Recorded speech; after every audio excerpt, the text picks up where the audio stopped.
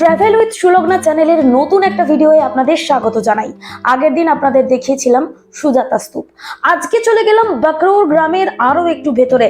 ও আরেকটা কথা তো আপনাদের বলতে ভুলেই গেছি, এই ভিডিওর মধ্যে একটু পরেই দেখবেন আমি দু লাইন হিন্দি বলেছি, অত্যন্ত খারাপ হয়েছে। সেই জন্য আমি সবার কাছে ক্ষমা প্রার্থী, ভুল ত্রুটি মার্জনা করে নিজ গুণে ক্ষমা করে দেবেন। চলুন কথা না বাড়িয়ে শুরু করি। এরপর যেখানে যাব সেটা হচ্ছে সুজাতা টেম্পল। আমি ঠিক যেদিকে হাত দেখাচ্ছি আমার হাতের একদম সোজাসুজি এই মন্দিরটা রয়েছে।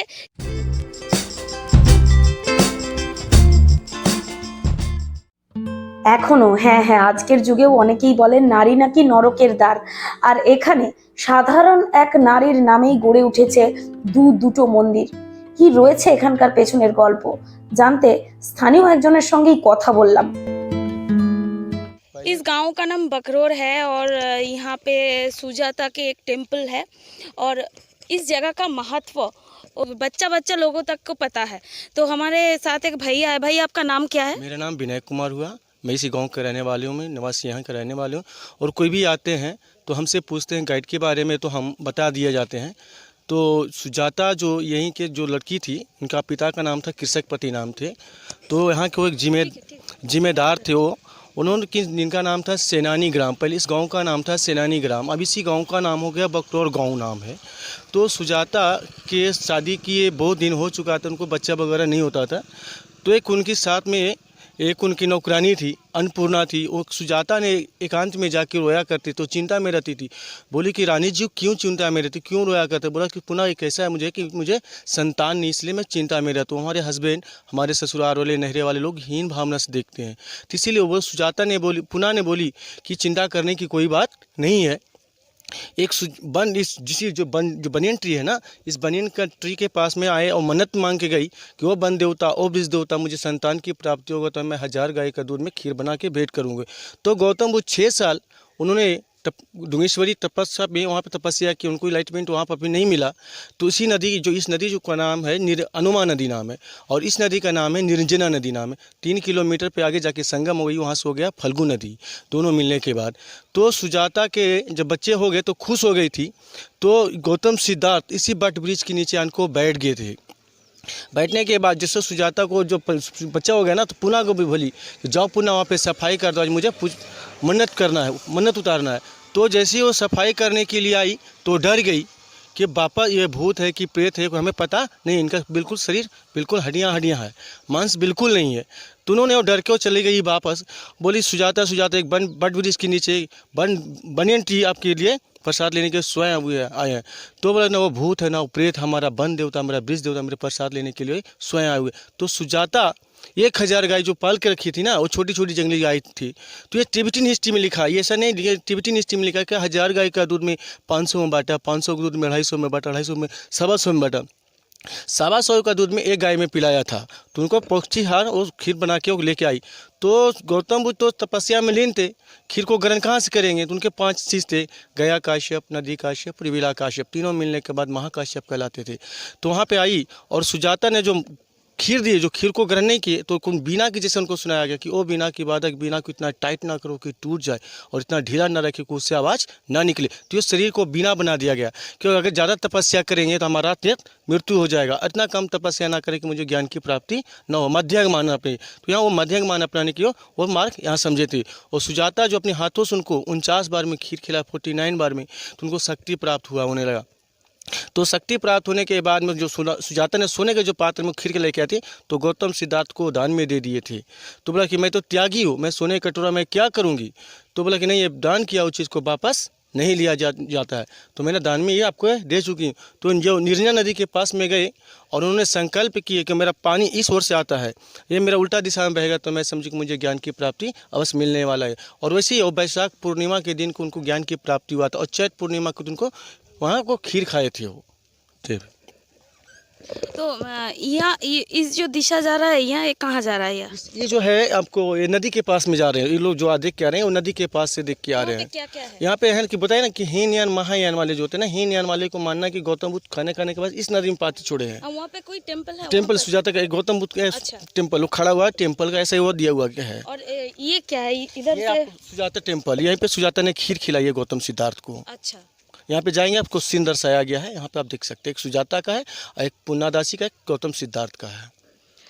तो धन्यवाद भैया को, जैसे कि हम पहले ही से ही आपको कह रहे थे कि आप जब भी किसी जगह पर जाए वहाँ का जो लोकल पीपल है उससे थोड़ा कम्युनिकेट कर लीजिए। इससे क्या होता है, आपको बहुत जानकारी भी प्राप्त होता है और आपका जो जर्नी है वो बहुत स्मूथ रहता है।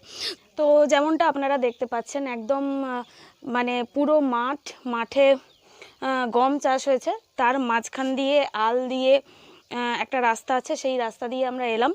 আর আমার পেছনেই মূর্তি দেখতে পাচ্ছি, এটা হচ্ছে সুজাতার যে পুরনো মন্দির, যেমনটা আমাদের রাস্তায় যিনি গাইড ছিলেন তিনি বললেন, সেই পুরনো মন্দিরে আমরা এসে এখন উপস্থিত হয়েছি। আর আমার পেছনে যে মূর্তিটা দেখতে পাচ্ছেন এটা হচ্ছে সুজাতা দেবীর মূর্তি। সুজাতা কিন্তু কোনো ঠাকুর দেবতা ছিলেন না, তিনি ছিলেন আমার আপনার মতোই খুব সাধারণ একজন মানুষ। কিন্তু তার দেওয়া ক্ষীর বা পায়েস খেয়েই বোধিলাভ করেছেন গৌতম বুদ্ধ। এর আগের একটি এপিসোড আমি করেছি যেখানে সুজাতা স্তূপের কথা আমি তুলে ধরেছি, সেই পর্বটি অবশ্যই আপনারা দেখে নিতে পারেন। পুরনো মন্দিরটা বেশ শান্ত শিষ্ট সুন্দর, চারিদিকে শোনা যাচ্ছিল পাখির ডাক। পুরনো মন্দিরের পরে আমরা চলে গেলাম নতুন মন্দির দেখতে। আমরা একটু আগে সুজাতা দেবীর যে পুরনো মন্দির সেখান থেকে ঘুরে এলাম। তো সেখান থেকে এসে আমরা এখন এসেছি যে নতুন মন্দির আছে সেখানে, এবং আপনারা আমার পেছনে দেখতে পাচ্ছেন যে এখানেও দুটো মূর্তি আছে, যেটা আমরা বারবার এখানে শুনে আসছি যে সুজাতা দেবী গৌতম বুদ্ধকে ক্ষীর খাইয়েছিলেন বা পায়েস খাইয়েছিলেন, এই গল্পটা আমরা শুনে আসছি। তো এখানে সেই দুটো মূর্তি আছে এবং দুটো মূর্তির যে অবয়ব আমরা দেখতে পাচ্ছি সেই ছবিটাই এখানে ফুটিয়ে তোলা হয়েছে। যদিও মার্চের শেষের দিকে আমরা এখানে গিয়েছিলাম, কিন্তু এখানে গিয়ে বুঝলাম যে সূর্যদেবের আলো এখানে বেশ কঠোরভাবেই পড়ে। এই মেঝেগুলোতে জাস্ট পা দিতে পারছিলাম না, মানে ছবি তুলতে তুলতে একবার পা রাখি আর একবার পা তুলে নিই, তাই কিছু কিছু জায়গায় হাতও দেখবেন একটু একটু কেঁপে গেছে। সুজাতা দেবীর পুরনো মন্দিরটার তুলনায় এই মন্দিরটা বেশ জমজমাট। পুরনো মন্দিরটা কেন কে জানে, মনে হলো যেন একটু পরিত্যক্ত অবস্থায় পড়ে আছে। স্থানীয়রা বললেন এখানে পুজো হয় ঠিকই, কিন্তু নতুন মন্দিরের মতো সেটিকে রক্ষণাবেক্ষণ ঠিকভাবে করা হয় না। এর কারণটা অবশ্য আমি বুঝে উঠতে পারলাম না। মন্দিরে ঢুকলেই এই মূর্তিগুলো সবার আগে দেখা যাবে। এই যে দেখুন সুজাতা দেবীর মূর্তি, তিনি এই মুহূর্তে পায়েস তুলে দিচ্ছেন গৌতম বুদ্ধের সামনে। গৌতম বুদ্ধ বসে রয়েছেন, সুজাতা দেবীর নিবেদন করা পায়েস তিনি ভক্ষণ করছেন। এই যে সেই গাছ, যে গাছের তলায় এই ঘটনা ঘটেছিল, সেই গাছের তলাতেই কিন্তু প্রতীকী হিসেবে এই দুটি মূর্তিকে বসানো হয়েছে। সত্যি ভক্তি মানুষকে কোন জায়গায় নিয়ে যেতে পারে, সেটা এই সুজাতা দেবীর গল্প মানে কাহিনী মানে ইতিহাস মানে উপকথা যেটাই বলুন না কেন, এই ঘটনা না শুনলে কিন্তু সত্যি বিশ্বাস করা যায় না। স্থানীয় যারা বৌদ্ধ ধর্মাবলম্বী মানুষ রয়েছেন তারা এখানে শ্রদ্ধা নিবেদন করতে আসেন, তারা এখানে প্রার্থনা করেন। আমরা যখন ছিলাম সেই মুহূর্তেও দেখলাম যে প্রার্থনা চলছে, আর একটি বাতিঘর রয়েছে, সেই বাতিঘরে সবসময় বাতি জ্বালিয়ে রাখা হয়। পাশাপাশি বিদেশ থেকেও বহু মানুষ কিন্তু আসেন যারা বুদ্ধের উপাসক, তারা এসে এখানে বুদ্ধকে শ্রদ্ধা নিবেদন করে যান, পাশাপাশি শ্রদ্ধা নিবেদন করেন সুজাতা দেবীকেও।